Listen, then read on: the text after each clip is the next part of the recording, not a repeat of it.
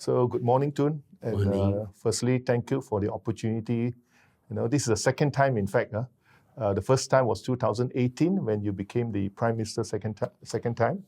And so this is our second time, to interview Tun. And we are very grateful for this opportunity to talk to you, especially now the country is facing aging population.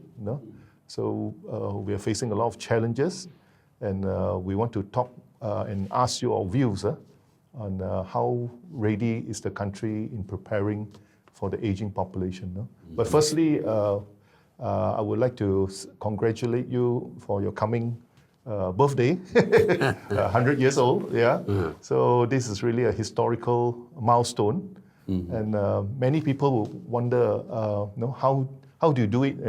How do you manage to live so healthily, so long, and also that you just came back from Nikkei conference, right? And you presented a talk in Kyoto University, and also do an interview in Nikkei conference. So you've been having a very hectic schedule throughout the year, despite your age, and a lot of people is really amazed, on how you do it. So can you maybe tell us how do you keep your health in tip-top condition? First of all, about aging population, many countries are experiencing aging population. This is because nowadays people do not have many children. At the time when I was born, way back 80 years ago, 90 years ago, my mother had 6 children. But nowadays, you find that newly married couple do not even want to have children. If at all they have children, they have only 1 or 2 children. At the same time, the older people are getting old. They are reaching the end of their life. So there must be a replacement. But if we are not getting new children being born, who is going to replace them? Therefore, the society becomes an aging society. Now, an aging society is bad if the health care is not good. But if good health care is available, then they can work to a very high age. For example, we used to have pension people off at the age of 55. Then we increased that to 65, to 55, then 65. And some countries, like Scandinavian countries, they would retire at the age of 70, which means that people are living a healthy life longer, able to function. So the society must make adjustment to this phenomena, because some old people are unable to function, and we need to look after them. So this changes the character of human society. If the children do not look after their parents who are become old, then we create a social problem. We have to house them in old man's home, and that is very depressing for old people to be housed in old man's home, because it's almost like saying that they are condemned to death and they have no more use. And this is a social problem. And we need to learn how to handle old people who are no longer functioning. Right. But my question is more personal to your own personal health. How do you take care, so that you remain healthy and active, So personally, how do you manage it? Well, I've been fortunate in that I did not suffer from fatal disease. I did have heart attack, heart problem, but today heart problems can be treated. But if you have cancer, you cannot live long. So I was free from that, and I was relatively healthy, except for getting the usual cough and colds and all that. And the other thing is, I'm very careful about my weight.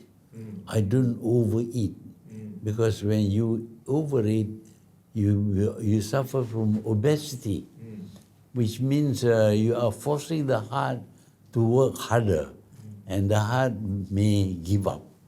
So I keep my weight low, so much so that I can still wear trousers made 40 years ago, because I have not changed in weight or in size. So that is contributory to longer life. At the same time, you have to be active. You have to be physically active. You have to be also mentally active. If you are active, then the muscles continue to function. But if you say you go to sleep and don't do anything, the tendency of the muscle is to regress. It becomes weak if you don't use muscle. As you know, bodybuilders have good muscles because they use their muscle. The same thing with the brain. The brain, if you don't use, then its function becomes less and less. You cannot remember things, you cannot even recognize people. Well, Tun, you must have saved a lot of money buying clothing, huh? Because your clothing still can be fitting to you after 40 years. Yeah, I save a lot of money. Also on food, because I don't eat too much. So do you think, based on this, we should redefine old age, the concept of old age? Yeah. Nowadays, this new concept or new term, they call it young old. There's 65 to 74, young old, they call it, and 74 to 84, they call old. And then 84 onwards is called oldest old. They have this new concept, So do you think now that people are living longer, do you think we should redefine this name, this old people's name? Yeah. And nowadays, most societies have got good health facilities. They have hospitals to look after sick people, and therefore you are less prone to have prolonged diseases, chronic diseases, because you will be treated. Some diseases can be completely cured through surgery, for example, and therefore people can live longer. Now, if they live longer, what do they do? I mean, you can't just live longer, you go to sleep, you don't do anything. You need to be active. You need to be active. Therefore, pensionable age should be moved further down. As I said just now, before, at 55, people were actually unable to function. They have deteriorated. Their ability to work, to think, and all that has been affected. But nowadays, at 55, they still can do work, they can still function, they can still think. So the retirement age needs to be changed to maybe 60, maybe 70, maybe 50, 65. So society has to adjust to longer life, because we cannot condemn a person who is just 50 years old, still able, but deprived of any work, any responsibility. We need to give them work, we need to get them do something, be active, so that their body does not deteriorate. Right. Because the body sort of regresses if you don't use. The mind also is like that, it regresses. So when you are old, you keep on talking, thinking, debating, writing, reading. All these things activate the brain, and with that, the brain continues to function well. If you don't, then the brain loses its capability. You cannot remember words, you cannot remember names, you cannot recognize people. Correct. But there are some people saying that if the old people is given jobs, I mean the retirement age to move up to maybe 65, 63, what happened to the young people? They will not be they will be deprived of their work. Is it true? I mean, what is your views? Yeah, that will happen, of course. But there is a period of adjustment.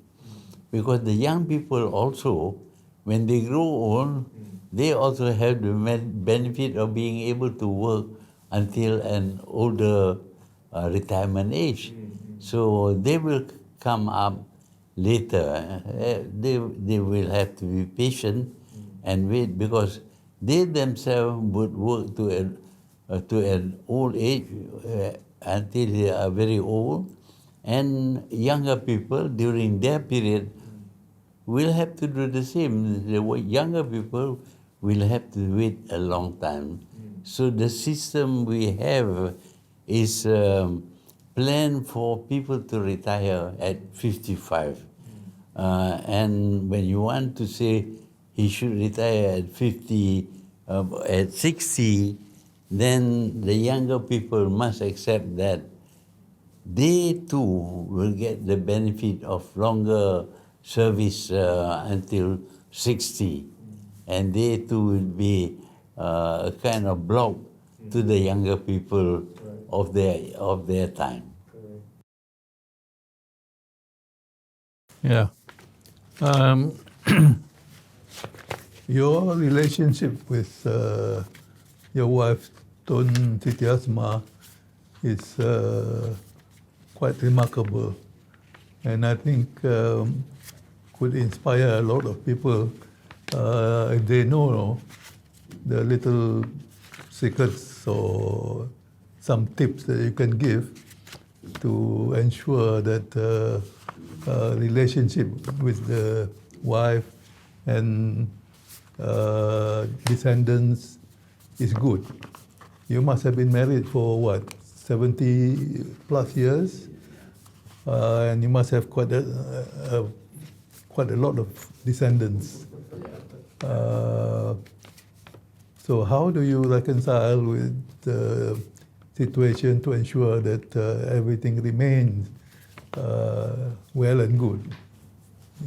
Well, when we grow old, both men and women, we don't look so good. We show signs of aging. So when we were young, of course, we may appreciate the good looks and all that. But when you're old, you don't have good looks to attract you. But you must learn to be tolerant.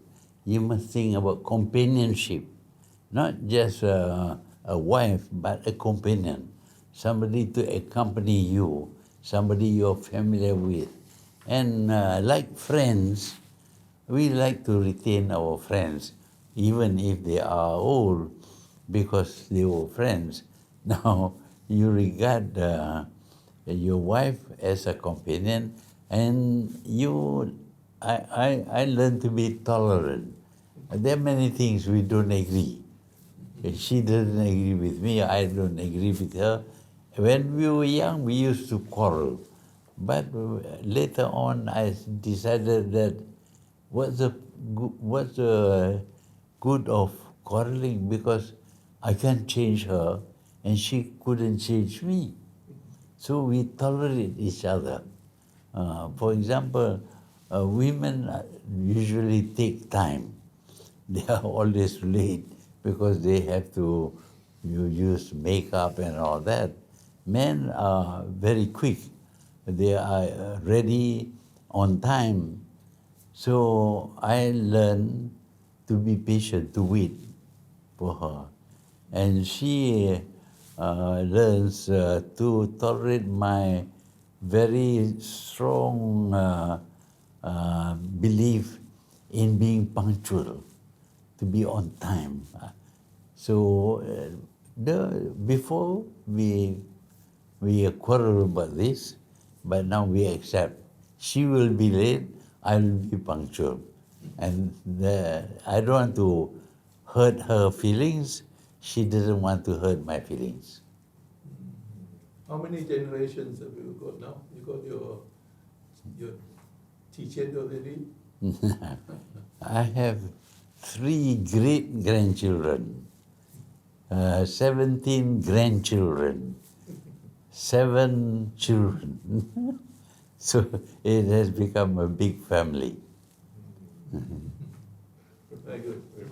In spite of all the various aging problems and all that, you're still remarkably active in public life.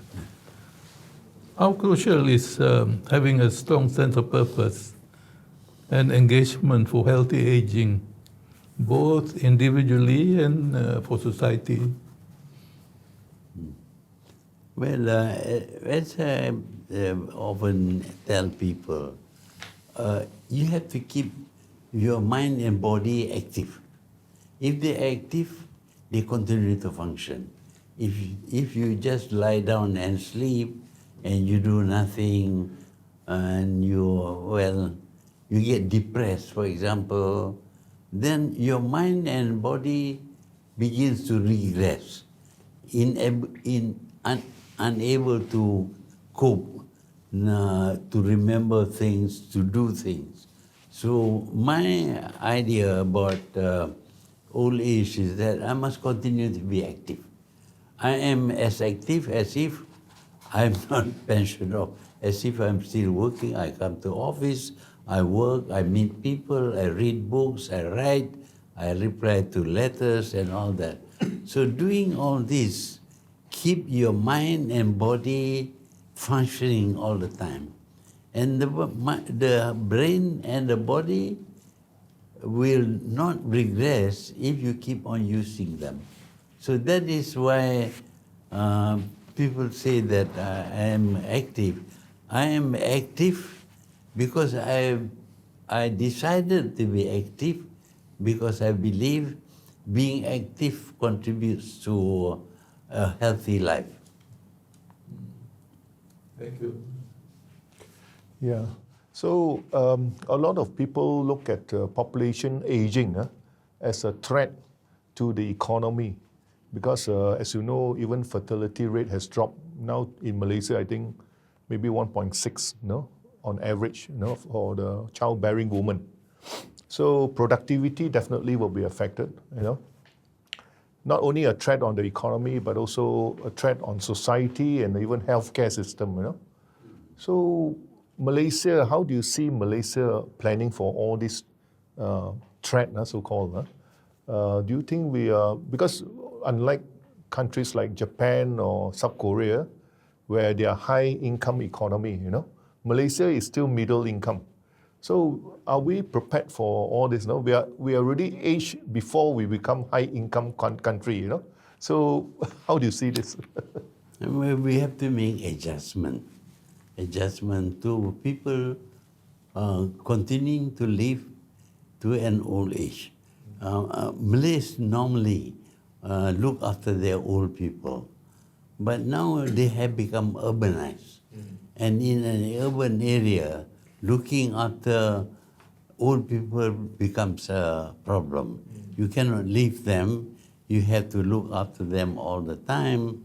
And you find that you have to keep servants.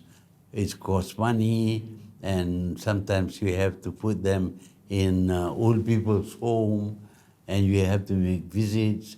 So your lifestyle changes to cope for your parents, perhaps, who has become old, and no longer able to function normally. So the way of life changes. And this happens because, number one, people are not marrying early. And if they marry early, they do not want to have children. And if they have children, they limit it to 1 or 2 children.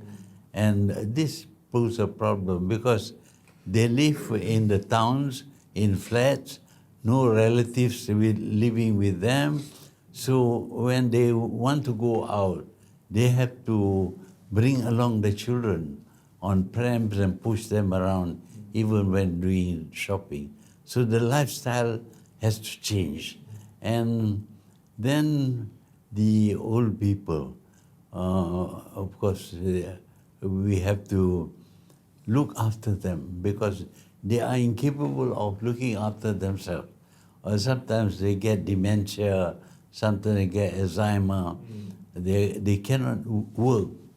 For example, when they get dementia, they may do things on their own and then find it difficult to return. Or they take a walk somewhere and then they forget the direction home. And this worries the family, of course. So the family has to make an effort to look after old people, their parents, or to try and accommodate them in the house. You have to have servants, and that's not a very good solution. But you have no choice, because in the old days, a couple, only the husband would work. The wife would stay at home preparing food, looking after. But nowadays, both father and mother are working. So how do they look after the old people? So all these things affect the lifestyle. We have to change and make adjustment because we are aging and we have nobody, young people to look after the old people. So we need to change our way of managing time. That we need to earn more money by both husband and wife working.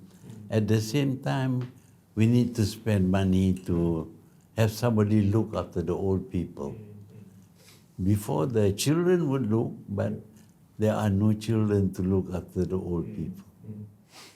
But talking about children looking after their parents, their old parents, this is a serious problem nowadays, because cases of neglect, abuse, and abandonment of seniors is happening on the rise, So do you think it's appropriate for the government to introduce legislation to make the children obliged to take care of their parents? Just like in Singapore, there's a Parents Maintenance Act, Right now, there's no specific legislation to make children obliged to take care of their parents.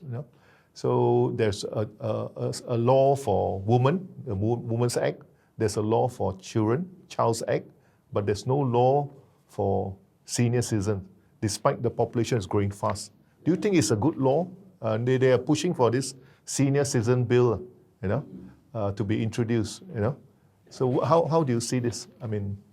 Well, that is one way of dealing with the problem. But in some socialist countries, there is old age pension.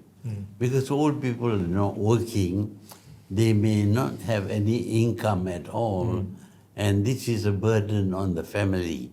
The children would have to look after them.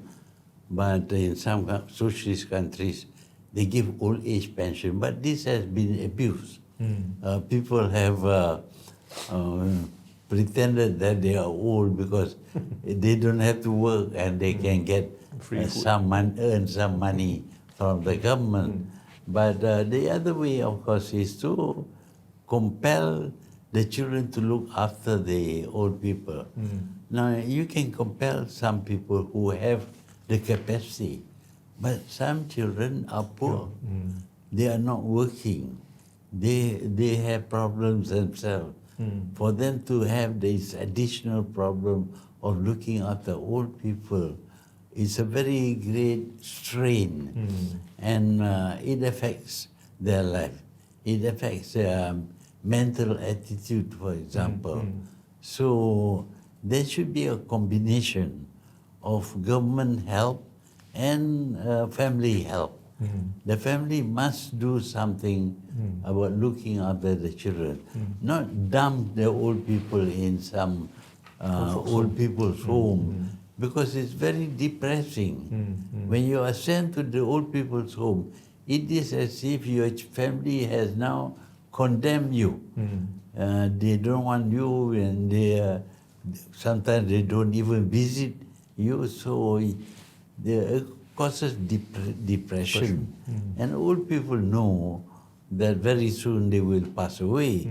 And to be sad and losing all their children while they mentally suffer the eventual death that they have to face, is a very big strain on them. Correct. But so personally, are you for or against law to regulate this? I mean, are you for the senior citizen bill or are you against? Well, you need to study the pros and cons. There is, you cannot just pass a law and the whole thing is resolved. Different people have different problems. So you need to study the benefits of the law. See, so at this moment, I have not studied it carefully, so I cannot say whether I can support it or reject it. Yeah, I totally agree with you because it should run parallel with other ways of managing these issues of seniors being abandoned. No? Besides having a law is just a law. No? It has to accompany with other policies to support the law. You know? But I mean, Asian, we have a value we call filial piety, where we take care of the elderly people. And this culture seems to be losing its traction nowadays because the Western values has come in, and so we tend to lose that value. How do we want to inculcate that value back? That we always remember that we are responsible for our parents, when they grow old. So how can we bring these values back, from education and all this? So. We can have centers where the old people can visit and interact with other old people. And also the family should make visits to keep the old people happy, knowing their children care for them.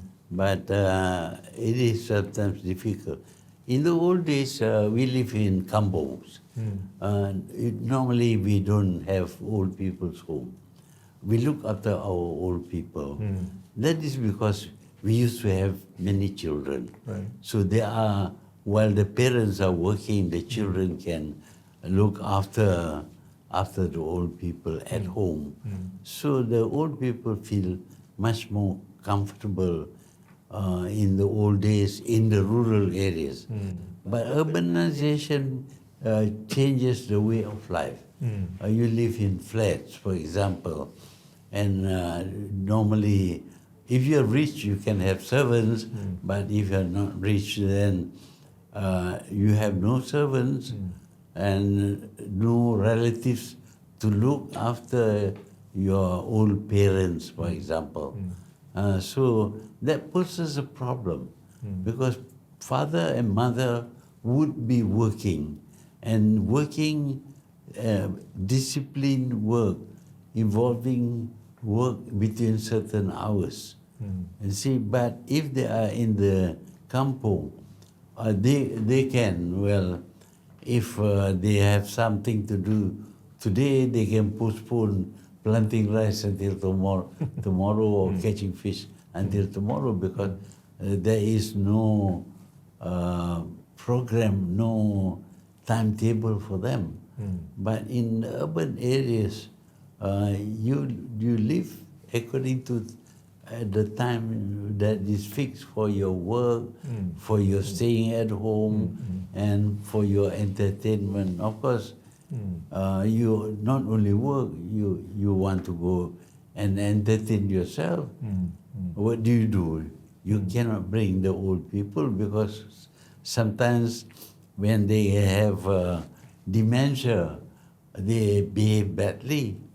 So it is a problem which has not been fully resolved. We have been talking about old people, and mostly regarding old folks' home and all that. That is for the B40, I think, that you're referring to. I would like to take us one stage higher. This is for the slightly higher income group, because there is nowadays what is known as retirement home, where the retirees could either buy or be in the home on a rental basis. In other words, they pay a monthly amount that could be equivalent to their salary or their pension.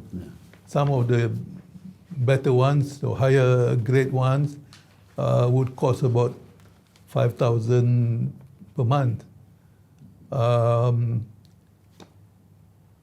The idea is for those people who produce these homes, it is a business. But then some tend to make too much business or too much profit. If it can be regulated, because at the moment I think it's not that well regulated, then the price could come down, and that would be more affordable to a greater number of the so-called old folks, because they are old folks, but on the higher scale. So what do you think of the idea of getting some regulation to ensure that there is not too much profiteering in this business? Yeah, retirement homes are still old people's home, because you retire when you're old. And what do you do in the retirement home? That is important. If somebody is a commercial proposition and the owners have people come there to talk to the old people living there, to entertain them in a way, to read to them, to attend to their needs. They may want to have something to eat, and they may prefer some special food. And if they are able to buy, and then the old people's home, old people retire in the retirement home would not feel so lonely. But the Japanese, as usual, have come up with, for example, old people like to be hugged. Now they have invented robots or even furry toys that is soft and all that, so that they can hug in place of children. They feel happier doing that. Also, they will have minor medical problems. And see, they have to go to the toilet, they have to clean themselves, they have to bathe. Sometimes they are not able to do so themselves. And it's dangerous because they may fall. And when old people fall and break their bones, and the curing takes a long time and it's very painful. So there must be somebody looking after them. If they go to have their bath, somebody should be there to see that they don't fall or knock against things and all that. So this is something that attracts a certain kind of business, the business of taking care of old people. Already even in Kuala Lumpur, we do have people, for example, nurses who are trained to look after sick people. They can have a home for old people. They know how to look after. They understand because they are trained nurses.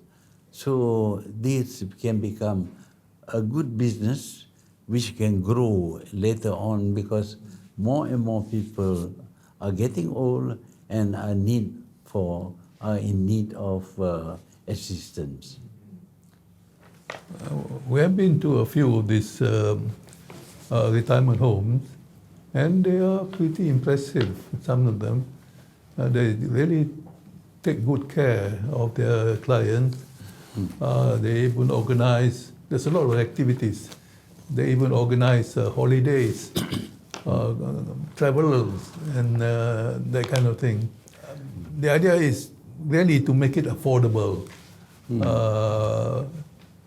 And if this, and the idea of buying in the property, I think it's not too good an idea. They should just be able to rent it, and then when they die, then that's it. They don't have to worry about faraid and harta and all that problems of property. So that is my thoughts of that we should be able to get these people to produce the retirement home that is affordable. And government then would be lesser burden compared to what it is now, because now the hospitals are really being burdened. IJN, for example, have been asking that all the patients to not come anymore, go to somewhere else, and that kind of problem. So this is something that is food for thought, or something that can be considered by the government. People who are trained as nurses are better able to look after old people. They are familiar with it because in the hospitals they have to look after patients, and the patients are actually incapable of looking after themselves. So the nurses know how to help.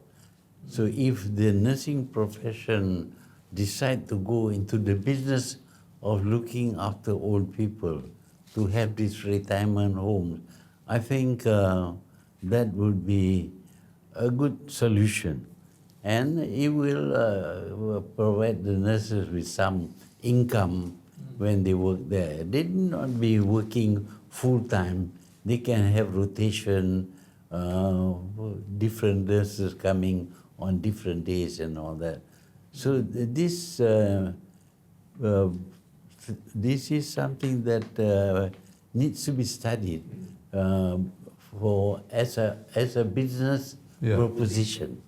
You see, but of course you must also be kind, not just think about making profit. So you have to treat old people with a kind of understanding, because they have certain incapacities. They're not able to do things on their own, many things on their own. They cannot cook, for example. Sometimes they cannot even feed themselves. Sometimes when they bathe, they have to be careful, the kind of bathroom, the floor should not be too slippery and things like that. I noticed that some people, their bathroom has got smooth tiles, and that is not good because soap may fall on the floor and he may slip and fall and break his bone because old people cannot afford to break bones. They don't heal.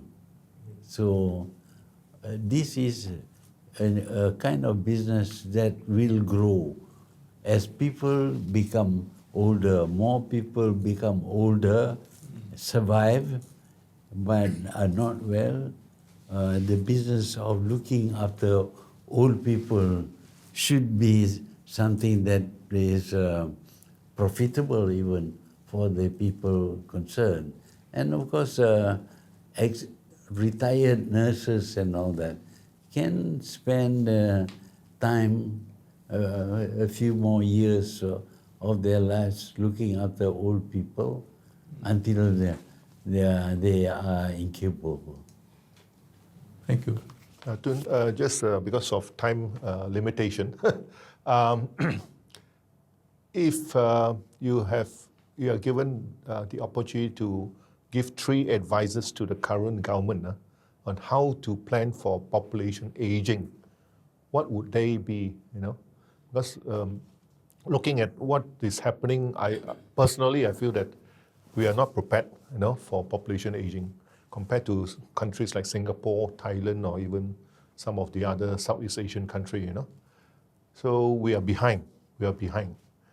And a lot of policies, very nice on paper. We have a national aging policy blueprint. It's all on paper, but implementation is very, very slow. What is your 3 advice? I mean, if you have any, to the current government. Looking after old people by the government costs money. And I think it should be contributory. In other words, while you are working, you contribute a small part of your salary to a fund that is invested by the government, and the government then can have funds that will provide for the needs of old people. That is one thing that the government can do. The other thing is, of course, for the government not to limit the number of children. China decided to have 1 child per family.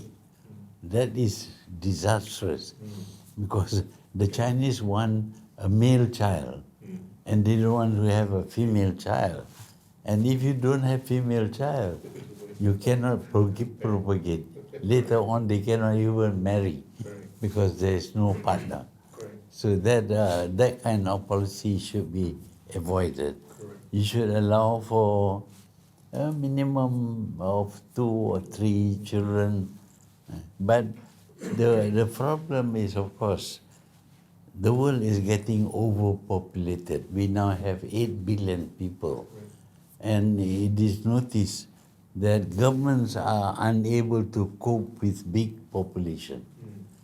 There will be challenges. You set up a government, the people take to the streets and challenge you. So the government must be conscious of the needs of the people and cater to them, provide them with the needs. And of course, the pension funds should be invested so as to ensure that the depreciation of the ringgit or the value of the currency, the depreciation does not reduce the purchasing power of the money. You see, if you keep some money today, whatever amount, 10 years later, that money cannot buy the same things that you could buy at the time when you save. So these things need to be looked into by the government. Right. So thank you, Tun, for those questions. And we are really grateful for your time. Can we, does two ladies like to perform a violin songs for you, if you don't mind? Yeah. Come. This is Dr. Joanne. Yeah, Joanne and Joanne also. The two Joannes. So Two men, two persons. same name, same English name. Okay, the first song is? My way.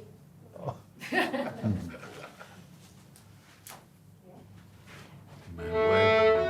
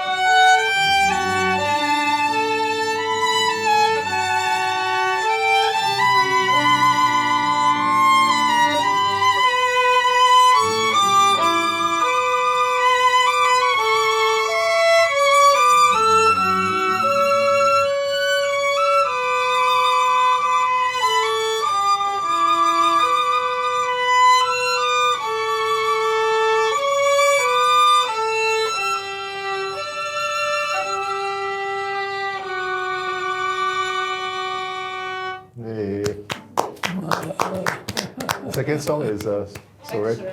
Oh, Ben Sorrento. Is it your favorite song? Ben? Yeah. Oh, Ben. Yeah. Okay. You need to understand that it's your favorite song. Oh, you It's were. really hard. Okay, ready.